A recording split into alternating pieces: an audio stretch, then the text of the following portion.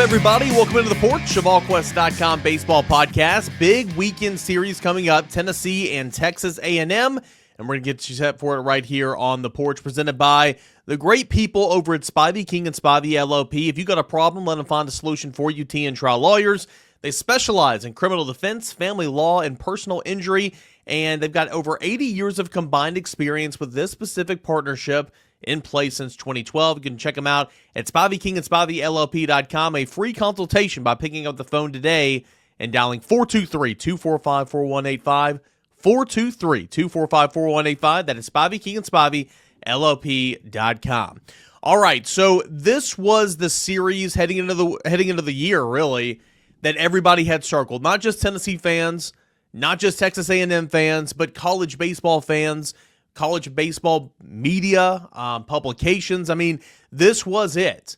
And you have a rematch of the College World Series from last June 24th. It was a Monday night, and Tennessee was able to hold on and outlast, really hold on is the correct phrase, over A&M as they tried to score, all those runs there in the final inning. And you had Aaron Combs on the mound, who threw so much the day before, and he's got the smile on his face after he balks, and Tennessee gets it. Tennessee finds a way. Combs finds a way. Tennessee, Hunter Ensley with the slide. I mean, again, we've talked about this repeatedly, and we're going to continue to talk about this because it's a national championship, and those memories will never die.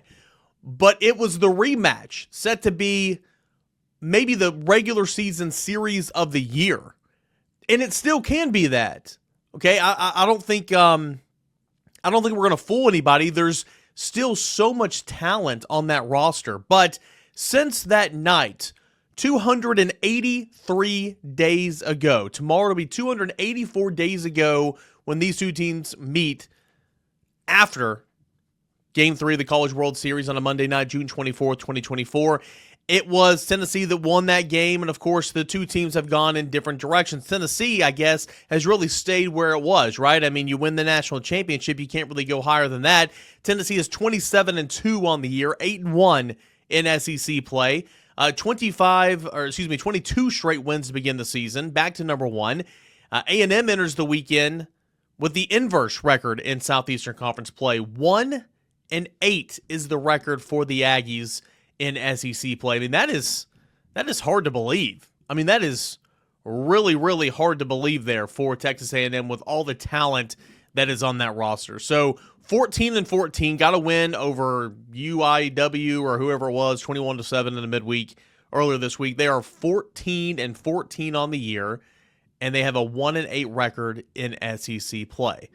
Man, that is hard to believe. They were the preseason unanimous number one team in the country under first-year head coach Michael Early, who, of course, was the hitting coach for Texas A&M a season ago. And it's just not gone well. It's not gone well whatsoever. You saw a lot of those players into the portal when Jim Schlossnagle left the day after. Remember, he was asked that night about if he was going to take the Texas job, and he just berated a reporter, just humiliated and berated a reporter, only to take the Texas job the very next day. Yeah, that's a good guy for you, right? I understand tensions are high. I understand you're emotional after that night, and I can't remember, guys. You have to remind me. I mean, was it A&M that put it out there that day? That day that he was going to take the job? Man, if I was him, I'd be infuriated with Texas. Like, somebody broke the story that day. It was a huge, huge distraction for Texas A&M. But ultimately, he just berated a reporter after that game and only to make himself look like an incredible fool. Just an incredible fool the next day when he accepted the Longhorn head coaching job. But nonetheless, Michael Early, a lot of players into the portal, but they kind of rallied together and wanted to play for Early, and it's just not gone well so far. The pitching has been really solid for Texas A&M.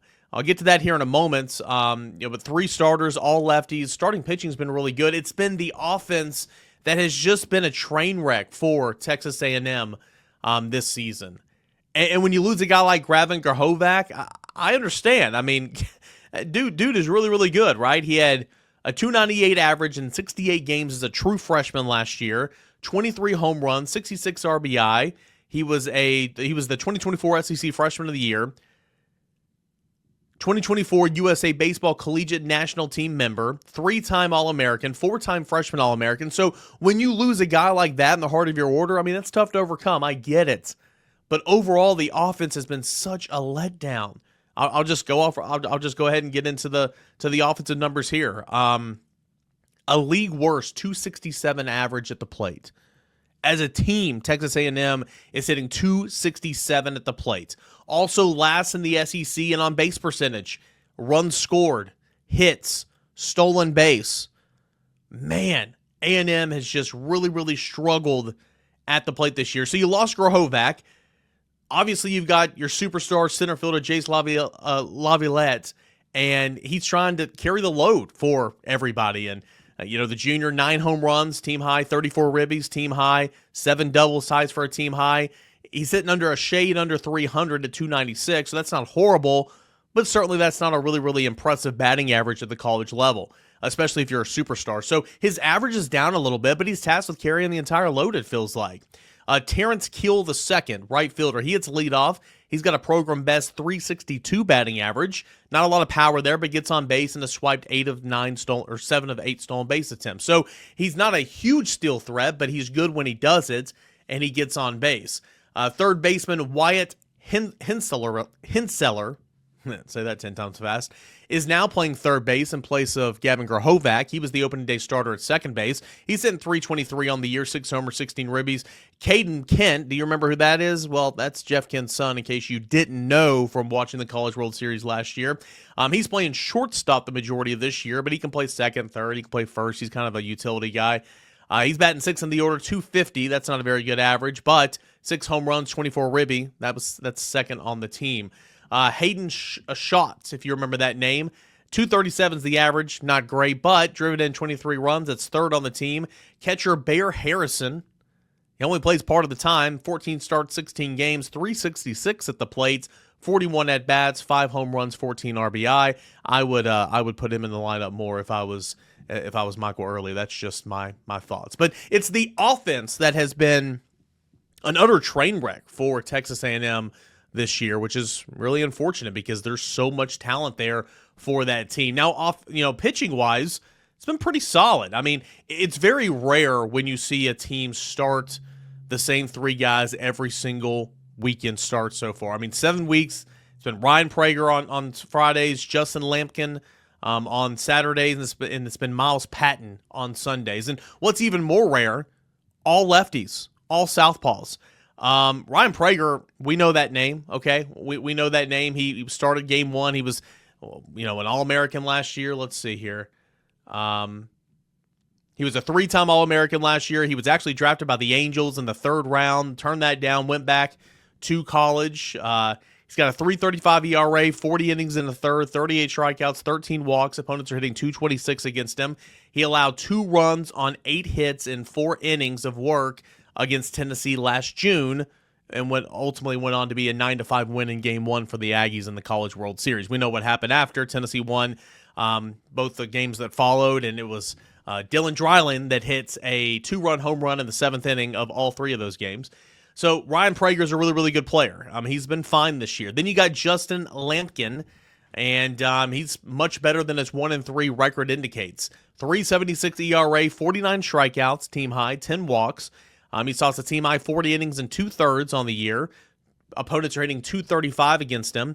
He took the loss in game 3 of the College World Series Finals, where Tennessee just touched him up, got off to that big lead early on. 3 runs off 5 hits in 2 innings and 2/3. Miles Patton, does that name ring familiar to you? Well, it might if you've followed Tennessee baseball in the transfer portal. Tennessee was very much after Miles Patton. He came from Long Beach State. That's where he pitched his freshman and sophomore year, and he ended up picking A&M. He's made all 7 weekend starts on Sundays, 3.82 ERA, a 2-3 record overall, 37 innings and 2/3, 40 strikeouts, 7 walks. Opponents are hitting 234 against him. So are those superstar numbers from your starters? No, not superstar, but they're good. The numbers for your starting pitching for A&M, much better than what a 14-14 team should be. Much better. Got a couple of bullpen arms, nobody that's absolutely dominant, and I think that's where they lack a little bit, and of course in the offense. But overall, it has been a complete mess for Texas A&M here in 2025. But make no mistake about it. And Tennessee's already echoed this earlier in the week, and Tony Vitello mentioned this on Tuesday night. They were ranked number 1 unanimously in the preseason for a reason. They don't just hand those out. That's what Tony Vitello said. There is real talent up and down this roster. Tennessee can't overlook them, and I don't think Tennessee will. It's certainly the guys, the Insleys and the Dylan Loys and the Dean Curleys and the Reese Chapmans, those got Bargos. I mean, those got the Peebles, those guys that were on that team last year that took down A&M in the College World Series knows just how good that team is. Another guy that was on that College World Series team, Charlie Taylor, going to join us here in a couple of minutes, so stay tuned. But man, oh man, it's been quite a train wreck for A&M, but make no mistake about it, they're going to want to come and get their revenge at Lindsey Nelson Stadium this weekend. That is for sure. So looking forward to that. The schedule for this weekend, I have it on the 2024 schedule, so just 1 second. It's going to be at 7 o'clock on a Friday night. I believe it's going to be at 6 o'clock on a Saturday night, and then it's going to be 3 o'clock on a Sunday because it's going to be a TV game. 7 o'clock on Friday night on ESPNU. It's going to be 6 o'clock on Saturday night. That's going to be a streaming game on the SEC Network Plus. And then on Sunday, it's going to be 3 o'clock on ESPN2. So 2 TV games this weekend for the Volunteers against Texas A&M. We'll get to Charlie Taylor here in just a moment. But first, I want to reflect on A.J. Russell's outing on Tuesday. Really good. 2 strikeouts. Gave up a 2-out single. Hit 95 about 4 times. Tony Vitello said that the velo was a little bit sporadic, but that was by design. Again, reiterated that nothing was wrong with him. It was he came back so fast, and they wanted to pump the brakes. And I mean, to put it in layman's terms, guys, innings restriction. Okay, innings restriction. Why on earth would you throw A.J. Russell out there on February 25th and start letting him go, work his way up to, 5, 6, 7 innings when you need him in the back half of April? You need him in May, and most importantly, you need him in June. So they weren't going to let him go out there and throw 90 innings this year or whatever. Now, he said on record Tuesday night he wants to throw between 40 and 50. And so far he's got 2. So as long as he stays healthy, there won't be any issue getting to 40 and 50 if he starts, working that way towards, right now. Now, Tony Vitello said that he will he'll likely pitch again next week on Tuesday. We'll see what the injury report says later tonight. I don't assume that he'll be on there because, again, he's healthy. I think that he'll be made available, but I don't think that he'll pitch again until Tuesday. That's kind of what Tony Vitello mentioned. That's what Tony Vitello mentioned on Tuesday night. So, A.J. Russell, again, there was no setbacks. I know it's a funky deal. I know it's weird. I know it was frustrating at times, but again, it's not just a one person making this decision. It's not just Tony Vitello. It's Tony Vitello. It is Frank Anderson. It is Jeff Wood. It is parents. It is agent. It is when you have a future likely first-round arm when he's out there on the mound. I mean, it's not just a one-person decision. They're looking out for him, and so again, there was absolutely no setback. He was throwing live ABs. He was throwing bullpens. I mean, if you saw on Tuesday night, for those in attendance, and I don't know if they showed it on TV, he threw his first inning and then went down to the bullpen and finished throwing a little bit to get to his pitch count. I mean, he's been fine. He's been doing this for the past couple of months. So that's good. That's awesome. Looking forward to seeing A.J. Russell back on Tuesday, maybe 2 innings, and then slowly they'll work him back into the weekend. And that'll become an interesting conversation. I was talking to one of my buddies about this earlier this week, and he's like, you can't move Teagan and Krenzel off Sundays, and that would stink, but I mean, it's A.J. Russell. It is a first-round draft pick. Yes, you absolutely will, in my opinion, but I don't see A.J. coming out of the bullpen, at least right now. I'll continue to poke around and ask those questions. I think they like him having his routine, bullpen, pregame bullpen, all that, light throwing, come in, do that routine, go to and get a start. So, it'll be interesting, especially with how well, Tennessee's pitching's already been. Liam Doyle is your Friday guy. Marcus Phillips is incredible on Saturday. And then right now, the freshman combo of Teagan Kuhns and Braden Krenzel has been awesome the last 2 weeks. So, and I think Teagan Kuhns done a great job starting for Tennessee in SEC play. So, yeah, some tough decisions will have to be made at some point. But do you want to win a national championship? Do you want to be the number 1 overall seed? Do you want to win SEC championships? Well, A.J. Russell's going to be eating innings on the weekends because that's what makes Tennessee the best. And so we'll see exactly what that looks like. Gavin Keelan. Tony, again, kind of echoed his thoughts on Tuesday night that he said several times. It's going to be hitting. They want to get him in lineup first. He doesn't know if hitting and defense will come at the same time. So it wouldn't shock me at some point this weekend. And again, we'll check the availability report, which I'm sure it'll be questionable or game time decision on a Thursday night, the initial one. I would expect him maybe to DH at some point in this series. I don't think we'll see him play defense as he kind of slowly returns from that hamstring injury. So, again, it's been fun watching Ariel Antigua. And as I pointed out in the 3-2-1, I think Ariel Antigua should remain in the lineup. And, have Dean down there at third, Gavin at second, Fish at first, your catchers, Abernathy in left, Inslee in center, Reese in right, Dalton Bargo's your DH. And, of course, he can play a number of different places. And right now, that would be Mandy Marin and Levi Clark as the odd men out. But, again, you need to get those guys back involved. You need to get Clark going for sure. It's a long season. We know how it goes. Okay, so I hit on A&M, hit on A.J. Russell, gave my thoughts there, talked a little bit about Gavin Keelan. Real quick before we get to Charlie Taylor, Midseason All-Americans. They don't mean anything, but I thought that I would kind of bring them on here just in case you wanted to know. 29 games into the year, pretty much at the midway point of the season, not the SEC schedule. D1 Baseball had second baseman Gavin Keelan and starting pitcher Liam Doyle listed as first-team midseason All-Americans and first baseman Andrew Fisher as a second-teamer. The publication also had Tony Vitello under the superlative of best coaching job. This is what they wrote about Tony V. Quote, unlike recent defending national champs from the SEC, Mississippi State, Ole Miss, to a lesser extent LSU, the Volunteers have avoided the championship hangover emphatically. The Volunteers opened the title defense by reeling off 20 straight wins. It was actually 22. Oh, no, that's right, because they had those 2 wins from last year. Anyway, the longest winning streak in college baseball this season, and they sit atop the D1 Baseball Top 25. This is a much different team than it was a year ago, but it's once again the best team in college baseball, at least to this point. Perfect Game also named Tony Vitello its midseason coach of the year, and the Tennessee Volunteers the midseason team of the year.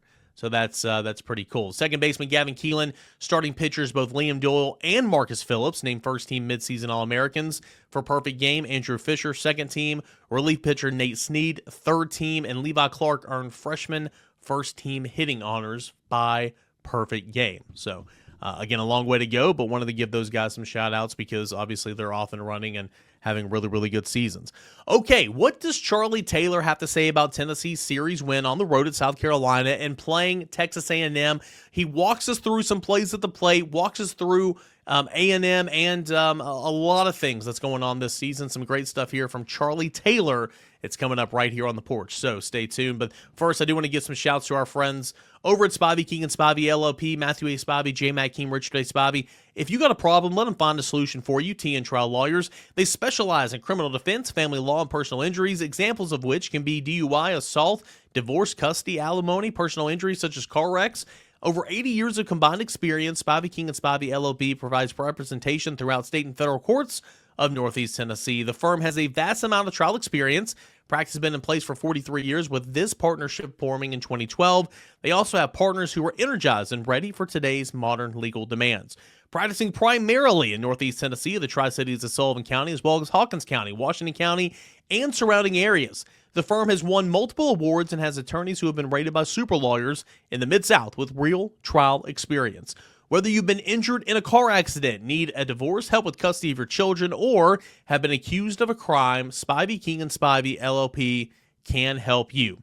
That number for a free consultation is 423-245-4185, 423-245-4185. You can go see him in person at 142 Cherokee Street, Kingsport, Tennessee, or online at SpiveyKingandSpiveyLLP.com. Spivey, King and Spivey LLP. If you got a problem, let them find a solution for you. T&N Trial Lawyers.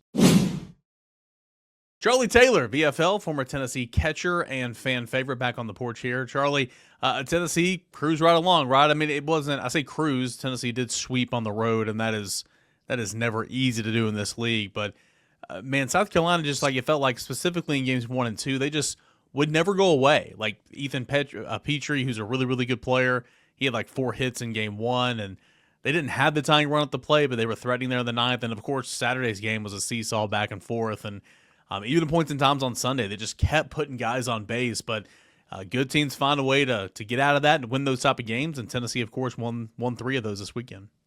Yeah, I mean that's a great series for the Vols on the road.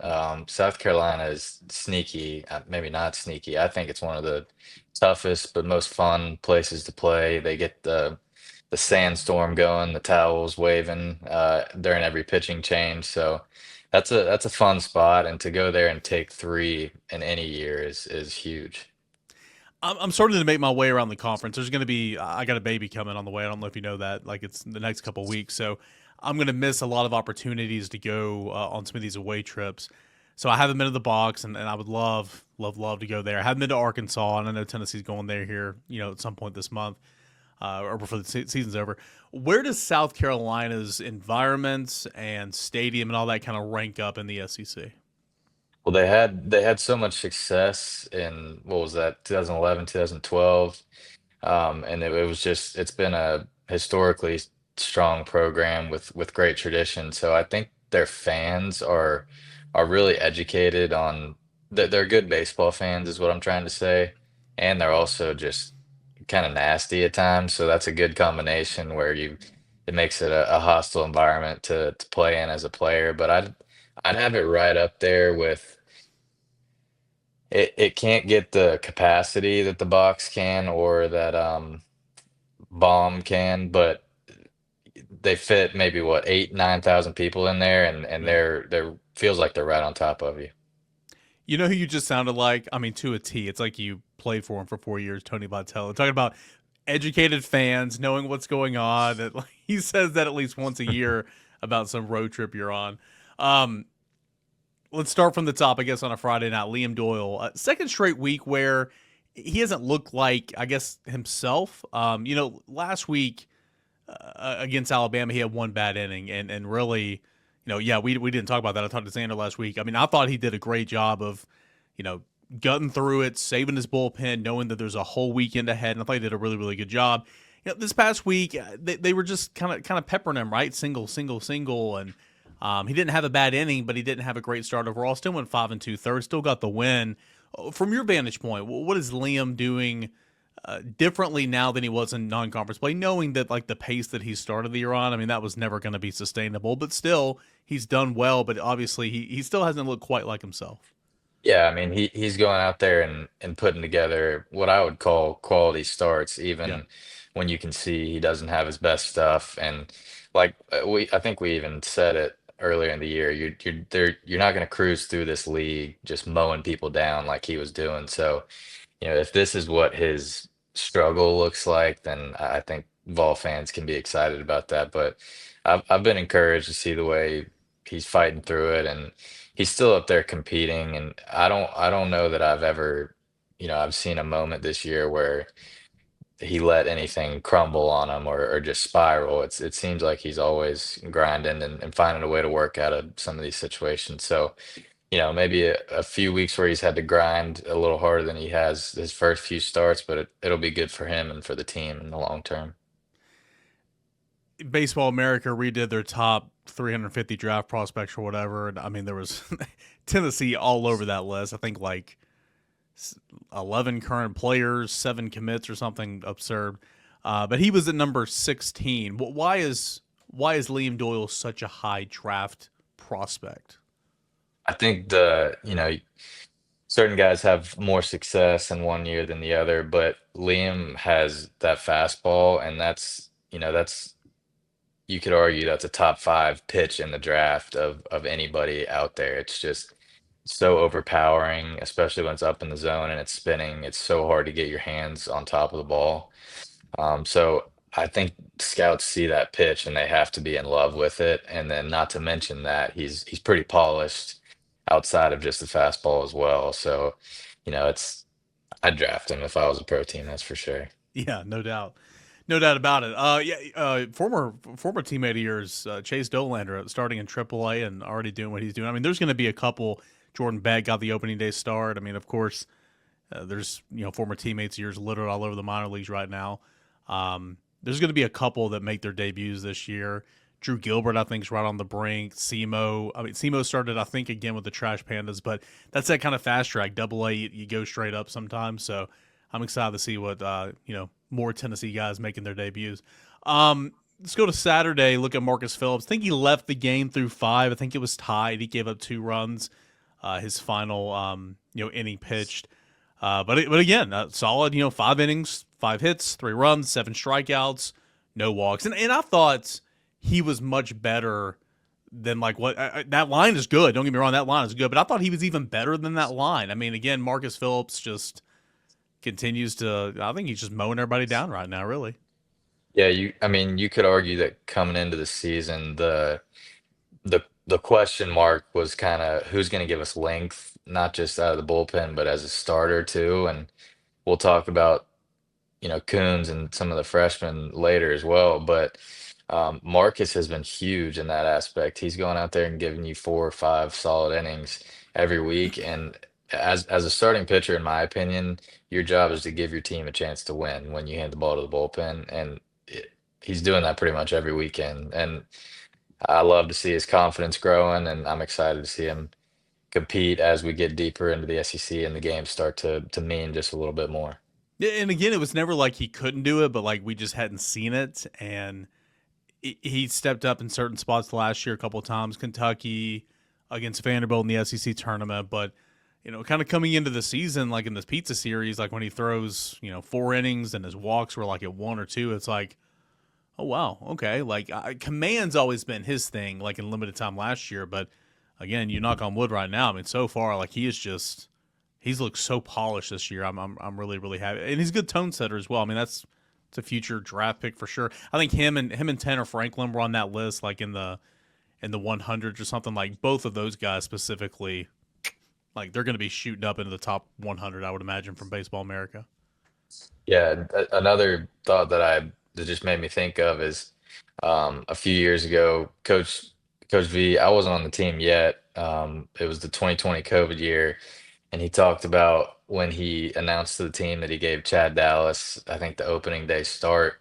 Everybody was so pumped for him, and he kept saying those 2 years. I think it was 2020 and 2021. There was just something about even when Chad would go out and he wouldn't have a great start, maybe he'd give up a few runs. He would always say that Chad sometimes it felt like would get more run support than some of the other pitchers, and he didn't have a great scientific explanation behind that. But Yeah. his theory was just that his teammates loved him and loved playing for him and loved playing behind him on defense. And I think you get a little bit of the same effect with Marcus. Yeah, and he's mentioned that before when he talks to us losers after the game. He mentions Chad Dallas and how Humley comes to mind as well. Sean Humley, and he's like they might not be the most talented, but like gosh, you knew what you were getting every single time they were out there, and they were great teammates and all that. So yeah, he's mentioned that before. And good point about run support too, because you think back to Florida, like he was cruising, and then like Tennessee explodes there in the 8th or whatever it was, and got like 8 runs in that inning, then 1 by 1 run rule, and in this game they ended up going and scoring 7 runs or whatever. So it's a really really good point. We're going to talk about the bats and everything, and I want to get to Sunday, but before I forget, I want to get your thoughts. Hey, your boy Cannon, former fellow catcher, goes deep, 2-run home run in the top of the 9th inning to win, essentially to have the game-winning runs there against South Carolina in Game 2. That was a no-doubt shot. That was a really, really good moment for Cannon. Yeah, I mean that's gotta feel good for him. At the end of the day, his job is catch it, keep it in front, and control the running game. Taking care of the Mm-hmm. pitching staff is his number one priority. Anything that comes on offense is a bonus, but I know that has to feel great for him. And what a huge moment for the team too, on the road to clinch a series win. So I mean that's a huge momentum swing there. Yeah, we're going to talk about that here in a moment when I bring up Ariel. Again, and Tony said this so many times throughout the years. We as a fan base, I think, need to take notes so we don't forget. Like anything you get at that position, not saying you guys can't hit, but it's a plus. Same at shortstop, really. Tennessee's just been so blessed to have so many great hitting options at both of those spots over the years. The play there in the 8th inning when South Carolina tied it, throw. It looked like maybe a hair up. It looked like, I want you to break this down from your vantage point. It looked like Cannon was back a little bit, and also the throw was a little bit up the third base line. But regardless, the throw from Reese Chapman was well in time. It looked like Cannon just simply missed the tag. I know it's probably not that simple, but walk us through what you saw in that play and then ultimately the home run there to kind of make up for that. Again, just another reason that he's got to feel really, really good about that game. Yeah, that's the plays at the plate are so interesting because when you think of practicing catching, you think, okay, maybe we'll go catch some balls off the machine or we'll catch some bullpens, we'll do blocking, we'll throw to bases, but almost nobody ever thinks, oh, we'll practice plays at the plate. But Coach Elander does such a good job of that. He calls it moon fungo, and he basically just gets the whippiest fungo he can find, takes a bucket of balls, puts us at home plate or in the corner of the outfield or something, and just peppers balls at us. And a lot of times in the fall, we do like a knockout version. So he's hitting seeds at us, and you're picking them, doing whatever. If you bobble it, you're out. If you catch it clean and put the tag down, you stay in. So we have some pretty good competitions where we go for a while. But Coach Elander's thing is you got to catch it first. So Cam did a good job of that. And the big thing is if you get, sped up a little bit, your tendency is going to want to be to get stabby and go get the ball. So you're taught on those tough in between hops to ride it out a little bit, move back with the ball, get your eyes behind it almost. And if from when I watched it, I thought he did a good job of that. There's certain plays where it's so bang bang that you almost have to just hold your ground and try and go for the hero pick. Maybe that was one of those. Maybe on this one, he did a great job catching it. Maybe he dives and gets the guy. It's such a tough play, so I applaud him for catching the ball in the first place.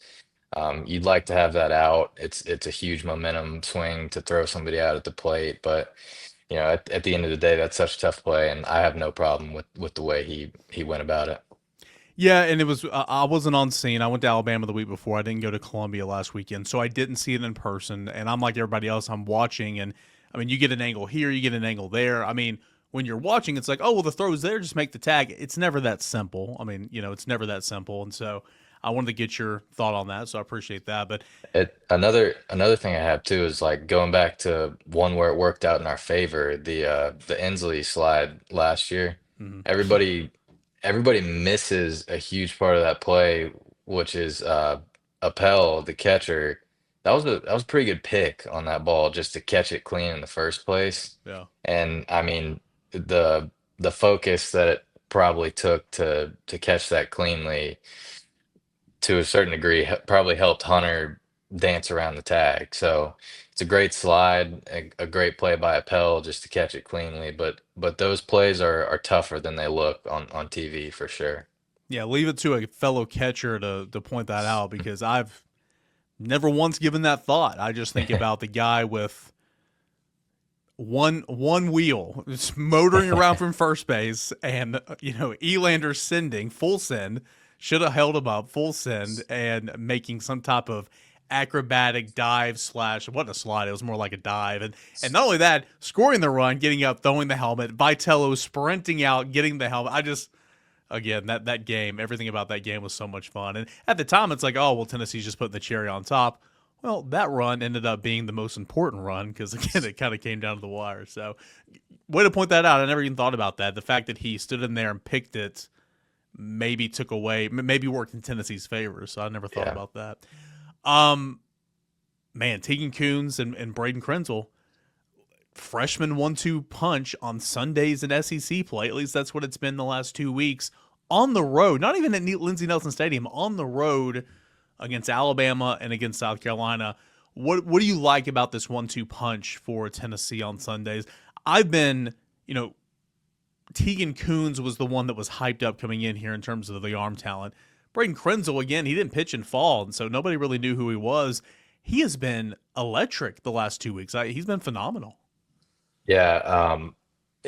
The coaches always used to talk about how Coach Elaine, when we were getting close to the season, he would say, there's going to be somebody who Tennessee fans don't even know his name right now, who in a few months they're going to be loving this guy and singing his praises. And Yeah. it always works out like that. Either somebody underperforms in spring or fall ball, and then they turn it on when the lights come on, or maybe they're injured and start getting healthy.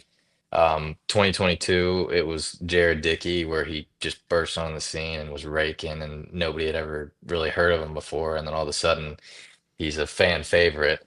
Krenzel is in that category this year, where you kind of knew coming into the season that Coons was going to be pretty, Teagan was going to be pretty exciting to watch, but I feel like not many people knew about Krenzel, and the depth that he's given them, the length he's given them out of the bullpen has been huge.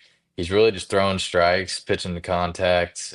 He's got a little sink on that ball, I think, and it causes some weak contact, and he trusts his defense, and that's a good combination right there. Hey, who does that sound like?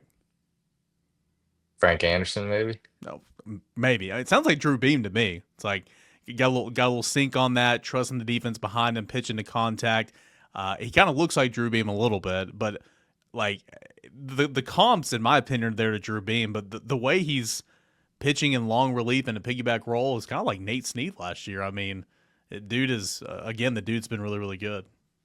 Yeah, I was thinking maybe who does it sound like giving that Oh advice? But yeah, yeah, that makes Drew sense. Drew Beam and Snead and now Krenzel. That's three great examples of pitching contact, trusting your defense, and they're at Tennessee for a reason. Their stuff is good enough to get people out. This game is literally a game of failure. That's why I love baseball so much. I mean, you fail. You fail. If you hit 3 times out of 10, you're a Hall of Famer. Now you're especially a Hall of Famer. It's Hall of Very Good. But Dalton Bargo, man, high, low, streakiness, all that. I mean, he is. You can't be any hotter than he is right now. Like, dude's on fire. Really, really cool to see. Another reason why you trust the process. It's a marathon, not a sprint. Hitting second in the order right now. And again, that'll shake up when Gavin Keelan comes back. But I've been really impressed since game 2 of last weekend when he came off the bench, had an RBI double, a 2-run single, a triple, a home run. He had a couple of extra base hits this weekend. Dalton Bargo is another guy that's on fire right now. Yeah, whatever he's eating for breakfast, he needs to keep that routine up. I mean, just as hot as you could be. And I think we talked about it earlier when he was struggling a little bit. That's how it works in baseball. There's ebbs and flows. The guy's too talented to keep him down over the length of a season. And I would say the same thing for maybe somebody like Levi right Yeah. now, who's struggling after a hot start. He's it's his opportunities are coming later in the year. He's a huge right-handed bat for this team, and there's going to be situations that we're going to need him in, and he's going to step up. I mean, that's so you had Alex Perry. Alex Perry's not with the team this spring, stepped away. It's why you went out and got or tried to. I mean, you got him, Alberto Ozuna. He's not eligible. You wanted that right-handed power bat, middle of the order presence. Levi Clark was giving you everything that you wanted in Alberto, essentially. And he's cold right now, but just like Dalton, I mean, that's why you're going to continue to get those opportunities because, like you said, Tennessee's certainly going to need the freshman Clark who was on fire to begin the year. In your opinion, I got a couple more. I know we're already up against it, but in your opinion, what is Dalton's best defensive position? Because I think it's third base. What do you think? I'd probably agree with you. I like him at first. I want to say he did a little bit more of that at Mizzou. He started a game last year when Burke was suspended, but that's about it. Yeah, he made the made everybody nervous last year in Omaha when he made that circus catch. But yeah, I would agree with you, third base. It's always a testament to how you guys are. I mean, you did it too. Like you guys are athletes, getting out there playing the corner outfield and all that. But it's like you see in the majors too. It's just like, all right, we got to find a spot for this guy. Like, and the DH helps with that so much now in the National League. But it's like the Atlanta Braves could have won whatever year it was, 2012, 2013, NLDS, if Evan Gaddis was not playing left field. But, like, it's a testament to the athleticism and all that. But, like, and oftentimes, too, it's just like, oh, okay, that is a corner infielder. We're just putting him out there. I'm not saying that specifically for Dalton, but You kind of made me have that example. Robin played that a little bit last year too. Which, by the way, Robin is tearing it up right now for Texas Tech. Have you seen the stat line? I haven't. Dude, he's on fire. So good for him. Okay, so Ariel Antigua, kind of going back to what we talked about with catching. And not like you guys can't hit. Cannon was a stud hitter as a freshman. Cal had a bunch of great home runs last year. You've had your moments, but in this program, whatever you do offensively, it's a bonus. Like, you were there to keep the ball in front of you, control the run game, control your pitching staff. Shortstop's the same thing, right? Tennessee's just had so many good hitting shortstops lately.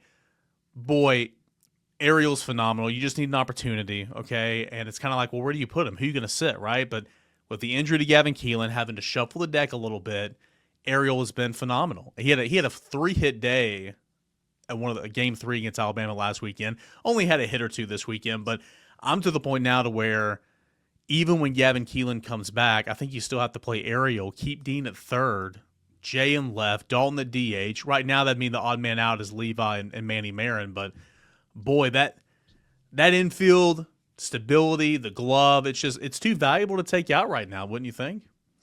Yeah, there's one DH in the lineup. That's what they always used to tell us. So if you're gonna be banking on DH as your way to get in the lineup, you better be a pretty damn good hitter, and you better be pretty consistent too. So um, defense just opens so many different doors for you to get on the field, whether that's as a defensive replacement late in the game or as a starter. And I think you're starting to see Ariel's defense is something that's almost too valuable to keep off the field. So Did you see the play at third that he made?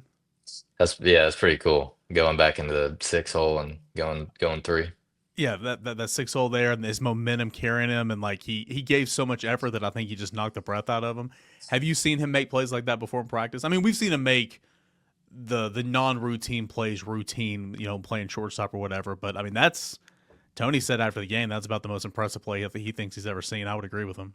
Yeah, Q gets on to him for being short and stubby sometimes, makes fun of him, but he's his he's not like blazing fast No. on the base pass I'm saying it wrong, but straightforward, but laterally in his jumps and reads getting to ground balls, that's if it's not the best I've seen, it's right there. It's why, like in football, like you can be a great punt returner. Some of the best punt returners are not good kick returners. It's two different things. Punt returning, you're catching a football and you got 10 guys around you and you got to find a way out of it. Kick returning is about vision, speed, all that type of stuff. So I definitely see what you're saying. But yeah, he's phenomenal. And I think that when Gavin comes back and he's back in there playing second base and everything, Dean made some great plays over there at third. And then what'd you think about Andrew Fisher? Not bad for a guy that was brought here to be the third baseman. He had an injury, had to shift over a little bit. The way everything's kind of positioning and shaking out right now, you're at your best when he's playing first base. And he was a part of a couple of massive double plays this weekend. He's starting to come around with the glove as well. That was fun to watch, those double plays. And I mean, kudos to him for hanging in there and dealing with some tough throws over there at first base. You're gonna need plays like that to win and down the line here. My favorite Tennessee Vols defensive first baseman at least was Luke Lipschitz with his picks over there. But there were some picks that Luke had that were really valuable that you don't think about, that if one of those drops, it extends an inning and then all of a sudden it snowballs. So those are huge plays by Fish over there. Yeah, no doubt. Out the door, man, I want to ask you about Texas A&M, and just like I kind of opened up about South Carolina, like this league, you can be bad on paper, but like you're good enough to beat anybody. And just because A&M is really, really bad on paper right now, the talent is everywhere on that roster. So many of these names we're going to remember from, last year at the College World Series. Couple of injuries, Gavin Grahovac, a massive injury, of course, without him. Pitching is absolutely the best thing they got going for him right now. Offense has been a big letdown, but what's the mindset for the guys in that dugout, knowing you beat that team for a College World Series championship last year, knowing that this year so far nothing's been working for them, whereas for you guys, you're number one team in the country, everything's smooth. what's that mindset knowing that it's still going to be a battle this weekend on your home field? You got to have that mind right. I I think, especially after the series last year, there's such a level of respect for the A&M program, minus the head coach leaving at the last second. But no, Yeah. I'm kind of kidding there. But there's such a respect for that program that I highly doubt that anybody in our dugout is gonna go into this thinking they're anything less than a great team, which is what they are. And then on the flip side, from A&M's perspective, they're too good to be held down for the whole year. I'm not saying they're gonna turn it around and win the whole thing, but they're they're not going to just be held down the entire year. So whether that starts this weekend or in this midweek or a few weeks from now, they're going to be competitive in the league. If I had to, guess, I would think that either them or Florida probably turns around and makes a run here and squeezes into the tournament. Well, don't forget, Florida did just that last year. Hmm. Like, I mean, there were a lot of people complaining that they even got in, but they went on a run there a little bit last year, got to that win threshold, and then of course went on a run, made it to Omaha. So I think Florida last year is a perfect example of you can't hide talent. It's just got to come together and click, and when it does, watch out. So big weekend coming up here at Lindsey Nelson Stadium, Tennessee and Texas A&M. Chuck, as always, man, thank you so much, and we'll talk to you again maybe next week or the week after. We're motoring right along through this season. It feels like, is it going faster for you outside of the program, or does it feel like it's going slower, not being on the team? Probably a little faster, maybe, just Yeah. because each game is such a war in the SEC. So I'm not in the middle of it this year, so maybe a little bit faster. Charlie, thanks so much, man, as always. Sounds good. Go Vols. Awesome stuff as always from Charlie Taylor, former Tennessee catcher and member of the 2024 Tennessee Volunteers National Championship team. A lot of great insight on some plays at the plate, what it's like going up against Texas A&M, all that and more. Really appreciate Charlie Taylor for stopping by the show. We'll catch up hopefully with Xander Seacrest on next week's Porch as well. Appreciate you guys for being here. Should be a really, really fun weekend. Again, don't let the records fool you, okay? They're throwing the records out the window. Tennessee and Texas A&M. It's a rematch of the College World Series finals from this past June. And I hope you guys enjoyed the Porch, presented by our friends over at Spivey King and Spivey LLP. That phone number is 423-245-4185, 423-245-4185, or online at SpiveyKingandSpiveyLLP.com. Can't thank them enough for being a part of the show and the presenting sponsors. All right, guys and gals, we'll see you at the ballpark this weekend. Tennessee and Texas A&M. We'll cover for you all that and more right here at Volquest.com.